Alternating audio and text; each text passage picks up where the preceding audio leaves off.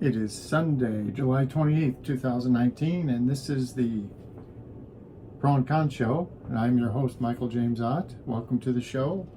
15 minutes, 20 minutes, every day pretty much, as long as I can make it happen. Try to make them happen at 6 p.m. Central, 7 p.m. Eastern, and 4 p.m. Pacific time. And the intent is to talk about the information, okay, and the issues, and encourage everybody to at least be open to listening to opposing views, and certainly to collect the full amount of the information on these different issues. The information, the issues themselves are quite complex. You can't fit an answer on a bumper sticker, a few words. I'm sorry, it just cannot do justice to anything. Balancing the budget, abortion, gun laws, or whatever. All of it is too complex to try to fit it on a bumper sticker or into a 10-second or 30-second spot. So, hey, buck up, be a good citizen.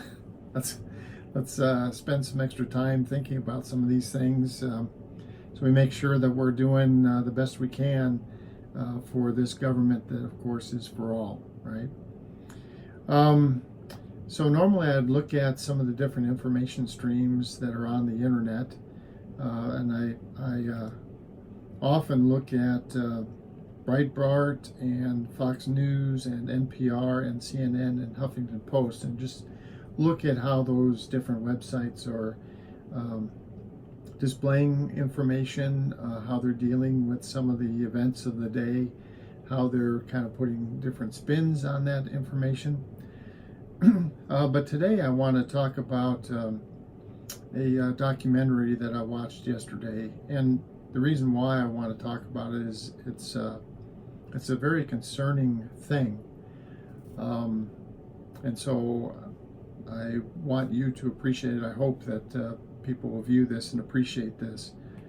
So let me go to this page, and I'm going to hold this up, and I apologize for those of you on Facebook. I'll post this link, but on the folks that are watching this on YouTube, you're going to have to just type in that if you want to go direct, or you're going to have to find it yourself, which I'm sure you can. But it's The Great Hack, and it's a documentary that's on Netflix. And I watched this yesterday, and it was it was an enlightening moment. I can't tell you how troubling this was for me. And then, so the Netflix special, the documentary, is about this company that basically was in the business of providing propaganda to whoever wanted it. And their fundamental or most powerful part of that package that they offered was based on data collected from millions and millions and millions of people around the world, unknown to any of us.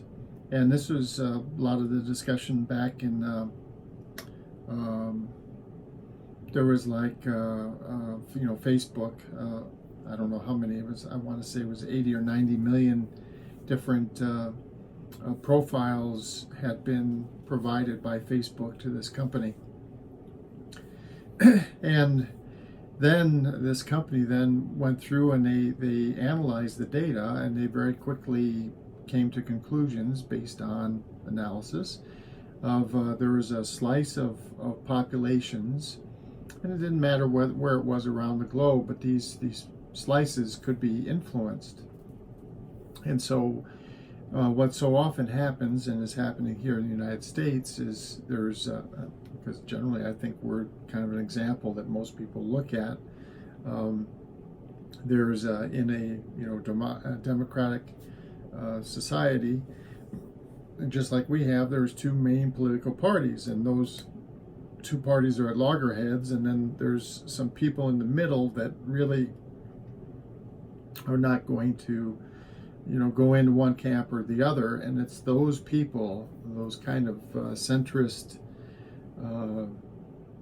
switchable people that these folks target. And so they looked at all the data, then they came up with, okay, here's people that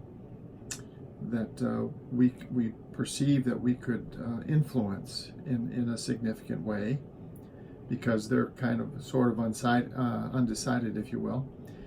And then they go out, this company then went out and basically sold a service, a propaganda service, to the highest bidder. So in smaller countries like Angola, I think, and stuff like that, they would, basically say, we can do this with millions of online people. And the amazing thing about it is then they went through and they came up with all kinds of graphics and news stories, and it was totally created. And they're using little snippets of partial truth and stuff, so it wasn't outrageously crazy, if you read some of the information that they gave. And then they came up with all nice memorable graphics and things, and then they applied these tools to the various streams of information that people were receiving. So the targeted person, when that person went online and was looking at information like Facebook or Twitter or any other number of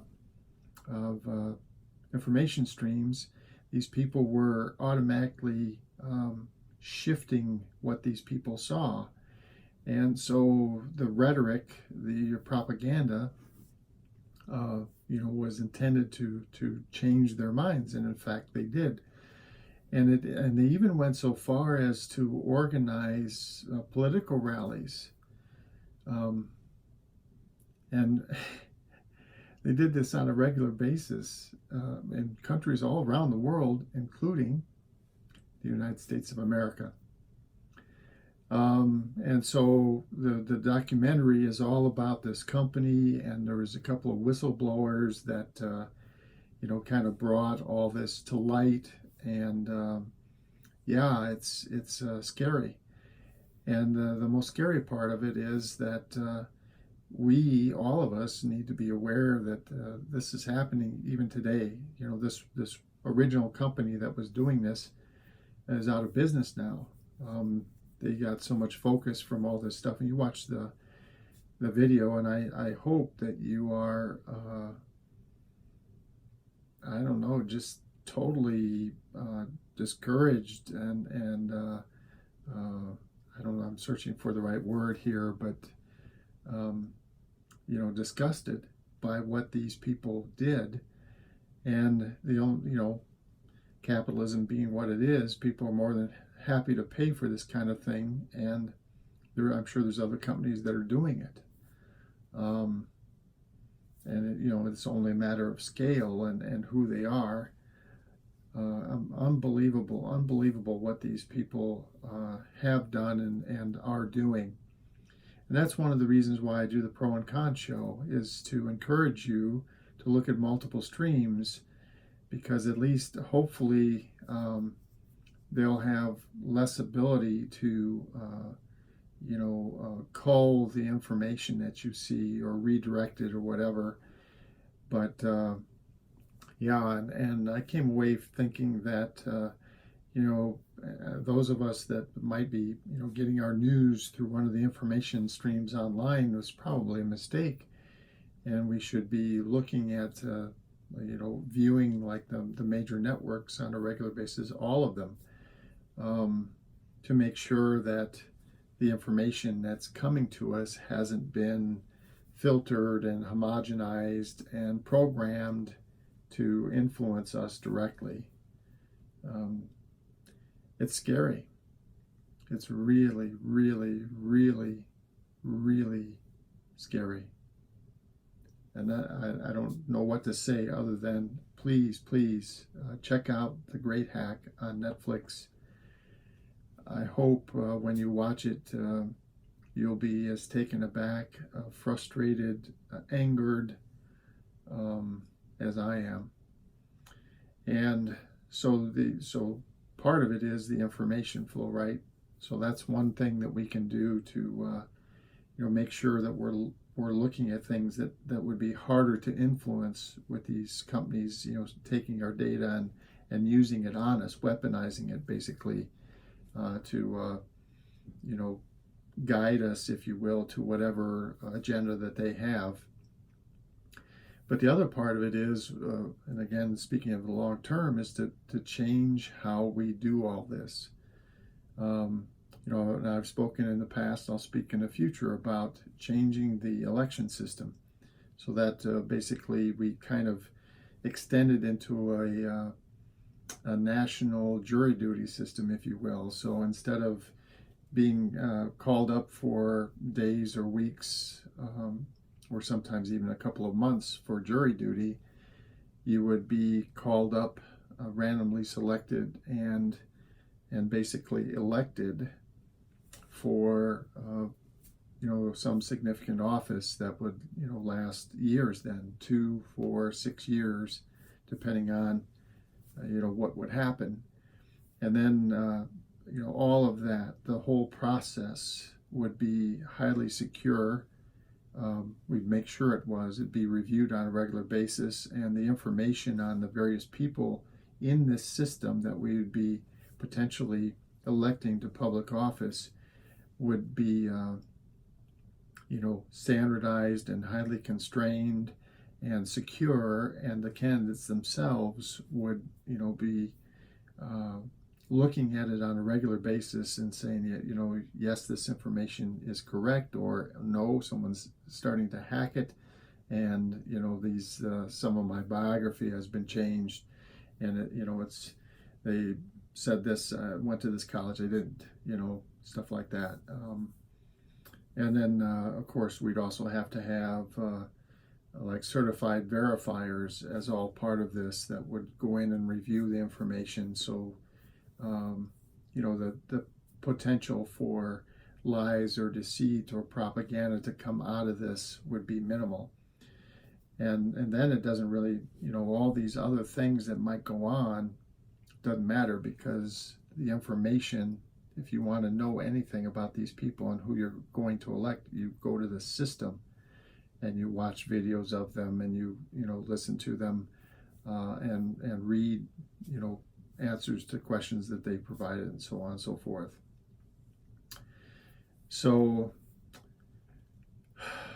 the bottom line here in summary is that the online stuff, I would strongly encourage you to look at that with a critical eye, even more so than and I can't emphasize it enough, to look at multiple streams of information to make sure that